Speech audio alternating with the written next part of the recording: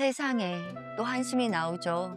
남들은 다 행복해 보이는데 왜 나만 이렇게 불안하고 내가 뭘 해야 할지 모르겠고 아무리 노력해도 답이 없는 것 같고 당신의 진짜 모습을 잃어버린 채 가면을 쓰고 살고 있지는 않나요? 남의 시선에 휘둘리고 진짜 내가 누군지 헷갈려서 정체성 혼란까지 겪고 있다면 오늘 이 영상은 당신을 위한 인생의 전환점이 될 거예요.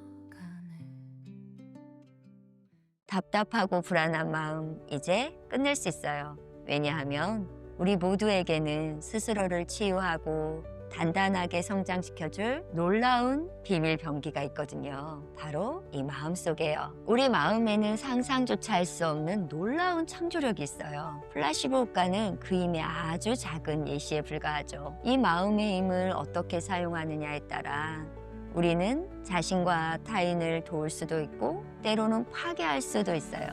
하지만 다행히도 우리 안에는 이 마음의 힘을 좋은 방향으로 이끌어줄 3명의 안내자가 있답니다.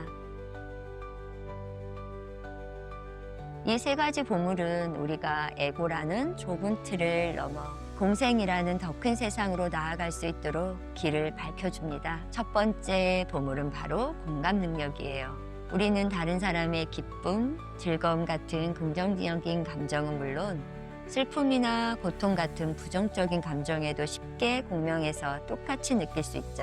길을 걷다 누군가 장애물에 세게 부딪히거나 빙판에 꽈당 하고 엉덩방아를 찢는 모습을 보면 어떠세요? 마치 내가 부딪힌 것처럼 몸을 움찔하거나 고통스러운 듯 얼굴을 찌푸리게 되잖아요. 과학자들은 우리가 통증을 느낄 때 활성화되는 뇌의 영역과 타인의 통증을 겪는 모습을 볼 때 활성화되는 뇌의 영역이 같다는 것을 발견했어요. 이걸 우리 뇌에 있는 거울신경의 작용이라고 추측하기도 하죠. 중요한 건 우리 뇌가 타인의 감정과 감각을 내 것처럼 공감할 수 있도록 디자인되어 있다는 점이에요. 공감 능력은 학습을 통해 더욱 향상되고 개발될 수도 있지만 본래 우리 뇌에 내재되어 있는 특성이라고 할 수 있답니다. 흥미로운 건 연구에 따르면 동물이나 심지어 신경망이 없는 식물도 공감 반응과 유사한 행동을 보인다는 겁니다. 떼지어 사냥하던 사자 무리에서 어미 사자가 새끼 임팔라를 공격하기보다 다른 사자의 공격으로부터 보호하는 모습, 원숭이가 사슴에게 다가오는 표범을 피할 수 있도록 소리로 알려주는 모습 같은 거죠. 공감 능력은 단순한 인간만의 특별한 능력이 아니라 모든 생명체가 지닌 기본적인 생명 감각에 가깝다는 거죠. 모든 생명체가 서로의 느낌을 공감할 수 있는 능력을 기본 감각으로 지니고 있다는 건 정말 큰 희망이에요.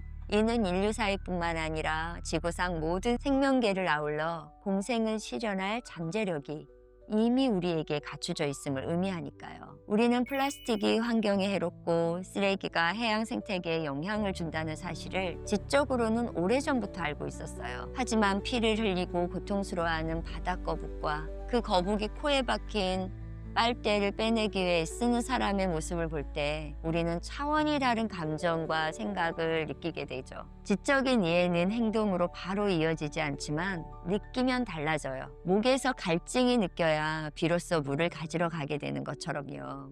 지식이 아닌 몸으로 전달되는 느낌이 사람들의 선택과 행동을 이끌어내거든요. 이것이 바로 지적인 이해와 정서적 공감의 차이입니다. 이렇듯 타인의 고통을 내 고통인 것처럼 느끼는 공감 능력이 있기에 우리는 어려운 사람을 보면 내 일처럼 여기며 자연스럽게 도움을 주려는 마음이 생기는 거고 옆 사람이 넘어지려 하면 저절로 손을 뻗게 되고 상처로 고통스러워하는 동물을 보면 다가가 살펴보게 되는 것처럼요. 심지어 개인적인 연고가 없는데도 자연재해로 고통받는 지역에 달려가 자원봉사를 하기도 해요.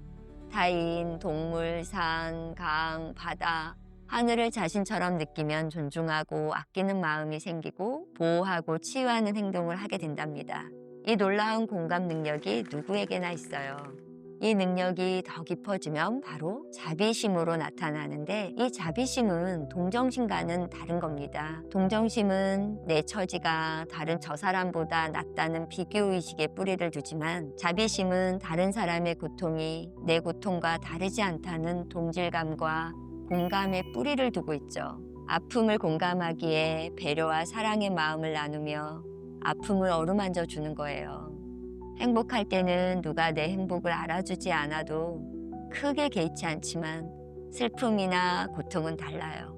내가 힘들고 고통스러울 때 누군가 곁에 있어주는 것만으로도, 그저 내 이야기를 들어주는 것만으로도 위안이 될 때가 많잖아요. 공감이 절실하게 필요한 순간은 바로 우리가 슬프고 힘들고 절망스럽고 고통스러울 때예요. 공감하는 것은 자비심의 시작입니다. 두 번째는 진실을 향한 내 안의 절대적인 목소리, 바로 양심이에요. 공감에서 오는 자비심과 함께 우리 안에는 양심이라는 놀라운 보물이 있어요. 여러분은 개인적 불이익이나 손해를 볼 줄 알면서도 진실을 선택하는 사람들을 보면 어떤 생각이 드세요? 그건 바로 양심의 소리를 따르지 않으면 더 불편하고 고통스럽기 때문이래요. 양심은 인간의 본성처럼 보이는 이기적인 태도나 자기중심적인 사고로는 도무지 설명할 수가 없죠. 그런데 놀라운 것은 양심이 본능과 마찬가지로 우리 안에 내재되어 있는 본성이라는 사실이에요. 혈통이나 교육 수준, 생활 환경과 관계없이 우리 모두가 지니고 있는 거죠. 양심은 도덕이나 윤리와는 달라요. 도덕과 윤리는 상대적이며 사회와 문화, 역사적 상황에 따라 달라질 수 있죠. 하지만 양심은 절대적이며 어떤 상황에도 휘둘리지 않아요. 양심은 대단한 노력이나 수행을 통해 얻는 것이 아니에요. 그냥 우리에게 주어진 선물과도 같죠. 양심은 진실을 비추는 거울이고, 진실을 향한 강력한 의지고, 조건이나 상황에 관계없이 바르게 행동하려는 의지입니다. 내 안에 원래부터 있었던 순수함, 밝은 빛이 바로 양심이랍니다. 우리가 양심의 소리를 잠시 무시할 수는 있지만 양심의 존재 자체를 부정할 수는 없을 거예요. 양심은 모든 인간에게 내재 있기에 양심이 있다는 것 자체가 우리를 특별히 위대하게 만들지는 않아요. 진정한 위대함은 양심의 존재를 인정하고 삶 속에서 양심을 따르는 선택을 하느냐에 따라 결정되는 거예요. 절대적인 진실함과 그 진실함의 표현인 양심은 우리 모두의 내면에 있어요. 이를 인정하는 것이 바로 지혜이고, 삶 속에서 실천하는 것은 덕입니다. 세 번째는 나는 누구인가를 물을 수 있는 깊은 지혜, 바로 성찰의 힘이에요. 우리가 양심과 자비심의 신호를 감지하고 그 소리에 귀 기울일 수 있는 건 마음이 가진 바로 이 성찰의 힘 혹은 자각력 덕분입니다. 이건 마음의 본래 능력으로 편안하고 이완된 집중 상태에서 생각이나 감정이 비워졌을 때 가장 잘 발휘된답니다. 자, 지금 당신의 마음을 지나가는 생각이나 느낌은 무엇인가요? 옆에 종이와 펜이 있다면 한번 적어보는 것도 좋아요. 이 질문을 받고 내면을 관찰했을 때 무엇을 알아차렸나요? 평소에는 원하지 않아도 늘 머릿속이 온갖 생각들로 가득한데 막상 관찰하려니 이상하게 적을 것이 생각나지 않을 수도 있어요. 관찰하는 의식은 생각을 침묵시키는 힘을 가지고 있답니다. 억지로 뭔가를 생각하려고 하지 말고 그저 지금 내 안의 생각이나 느낌은 뭐지? 하면서 바라보세요. 그때 당신은 문득 텅 비어 있는 의식의 공간을 만나게 될 거예요. 물론 생각을 찾느라 그 비어있음에 주목하지 못할 수도 있죠. 우리는 마음의 존재를 생각이나 감정을 통해 경험해요. 유리만으로는 존재를 알아차리기 어려워서 경고문으로 알려주듯이 우리 마음 또한 그래요. 거의 언제나 생각이나 감정을 통해 마음을 인지하고 경험하다 보니 생각과 감정이 곧 마음이라고 착각하기 쉬워요. 하지만 깨어있는 의식으로 관찰하면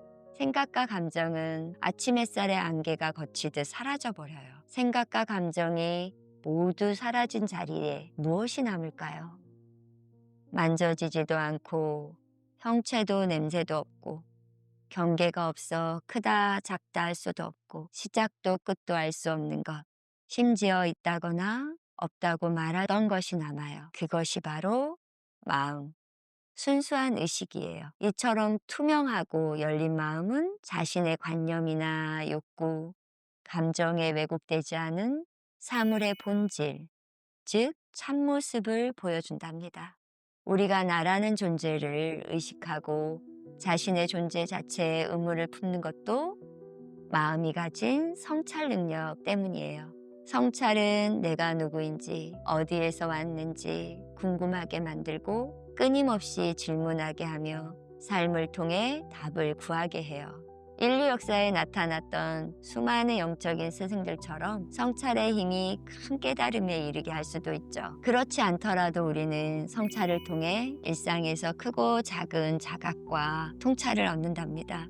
이 능력으로 우리는 내면의 생각과 외면의 행동을 관찰하고 관찰로 얻은 자각을 스스로 피드백하며 생각과 행동의 변화를 만들어낼 수 있어요. 뇌는 우리 몸의 여러 기관 중 가장 변화가 많이 일어나는 기관이에요. 매 순간 생각, 감정, 감각, 경험을 통해 내 신경들 사이에 새로운 연결이 생겨나고 기존 연결이 강화되기도 하고 약해져서 사라지기도 하죠. 우리 뇌 속에 있는 공감 능력, 양심, 성찰의 힘도 이와 다르지 않을 거예요. 뇌의 다른 능력들처럼 이 능력을 사용하면 할수록 커지고 사용하지 않으면 약해져서 퇴화한답니다. 공감 능력은 우리 인간을 포함한 모든 생명과 조화를 이루며 살도록 안내해요. 우리가 할 일은 이 귀한 능력을 적극적으로 활용하여 더 키우는 거예요. 만약 제대로 사용하지 않아서 뇌에 있는 공감 회로가 약해졌다면 되살리면 됩니다. 공감 능력, 양심, 성찰의 힘은 공생하는 삶을 위한 우리 안의 나침판과도 같아요. 항상 깨어있는 의식으로 자기 내면과 바깥을 살피고 이해 득실을 떠나 진실하고자 하며 고통받는 사람과 다른 생명의 아픔을 덜어주고자 하는 아름답고 거룩한 마음이 어떤 상황에서도 바른 선택을 할 수 있도록 이끌어주죠. 이 세 가지가 합쳐질 때 우리는 모두를 이롭게 하는 현명한 선택을 할 수 있고 그러한 선택이 모두를 살리는 공생으로 이끈답니다. 마음이 가진 이 세 가지 힘이 있기에 더 나은 미래를 꿈꾸며 희망을 품을 수 있는 거죠. 명상은 바로 이 세 가지 마음의 보물을 만나게 해주는 가장 직접적인 길이에요. 이 보물들은 결국 우리의 마음 그 자체로 우리를 이끈답니다. 공감에 집중해서 자비를 실천할 수도 있고 양심을 쫓아 진실을 추구할 수도 있고 성찰을 통해 깨달음을 구할 수도 있어요. 하지만 이 세 가지가 궁극적으로 도달하는 목적지는 바로 마음 그 자체랍니다. 명상을 한다는 것은 무엇을 더하는 것이 아니에요. 오히려 우리가 인위적으로 하던 모든 것들을 내려놓고 원래의 자연스러운 상태로 돌아가는 겁니다. 어떤 의도적인 행동을 하지 않아도 심장은 여전히 뛰고 호흡은 이어지죠. 감각기관이 열려 바람결에 흔들리는 나뭇잎도 보이고 바람이 피부를 스치는 것도 느껴지고 바람에 실려온 꽃향기를 감지할 수도 있어요. 어떤 생각이 떠오르거나 감정이 느껴질 수도 있고요. 이 모든 것들은 당신이 의도하지 않아도 일어날 수 있는 일들입니다. 명상을 한다는 것은 우리 마음에서 일어나는 이 모든 것들을 깨어있는 의식으로 그저 지켜볼 뿐 어떤 것에 집착하거나 따라가지 않는 거예요. 마음속에서 일어난 생각이나 감정을 변화시키거나 없애려 하지 말고 그것을 좋다, 싫다 평가하지 않고 있는 그대로 지켜보면 생각이나 감정이 차츰 잦아들어요.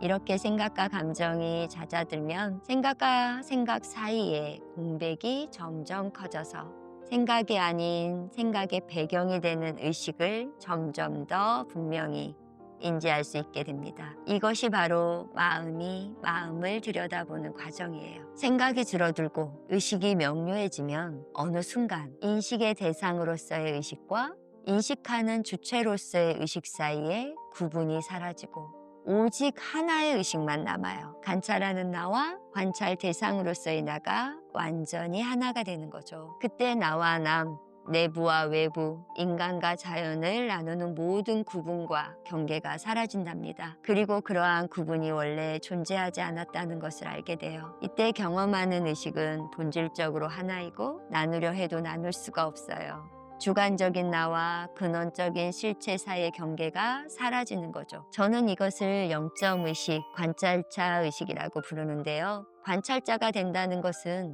이 근원의 의식과 하나 되는 것을 의미해요. 밝고 순수한 관찰의 힘 앞에 모든 거짓과 분리의 환상이 사라지고 실체가 드러나게 되는 거죠. 명상으로 각자의 마음을 들여다보고 성찰하는 것은 매우 개인적인 활동이면서 동시에 우리 모두를 하나로 이어주는 공통의 뿌리를 찾아가는 것이기도 합니다. 역설적으로 각자의 내면으로 깊이 들어갈수록 우리가 하나로 연결되어 있음을 더 분명히 알아차릴 수 있게 된답니다. 우리의 뇌로 우리의 의식을 관찰하며 모두를 연결하고 있는 하나의 근원을 확인함으로써 분리와 갈등을 치유하고 공생을 실현할 수 있는 힘을 내 안에서 발견하게 되는 거죠. 오늘 이 영상이 당신의 마음속에 숨겨진 놀라운 보물들을 발견하고 그것들을 활용해 삶의 진정한 의미와 평온을 찾아가는 데 도움이 되었으면 좋겠습니다. 공감, 양심, 성찰이라는 세 가지 보물과 함께 명상이라는 강력한 도구를 활용한다면 당신은 남의 시선에 더 이상 흔들리지 않고 진정으로 나다운 삶, 그리고 나와 모두가 조화롭게 공생하는 삶을 향해서 나아갈 수 있으실 거예요. 자,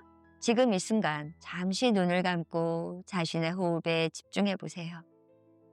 어떤 생각이나 감정이 떠올라도 그저 바라보세요.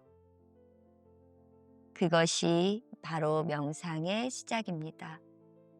매일 단 5분이라도 명상 시간을 가져보면 당신의 마음속에 숨겨진 보물들이 빛을 내기 시작할 겁니다. 삶의 진정한 나침판이 되어줄 거예요. 더 궁금한 점이 있다면 언제든지 댓글로 남겨주세요. 다음 영상에서는 이 보물들을 일상에서 어떻게 잘 활용하고 명상 초보자도 쉽게 따라할 수 있는 명상법들을 함께 알아볼 거예요. 이전 영상 링크도 꼭 참조해 주시고요. 오늘 영상이 도움이 되셨다면 구독, 좋아요 부탁드려요. 언제나 당신의 빛나는 성장을 응원합니다. 빛나세요.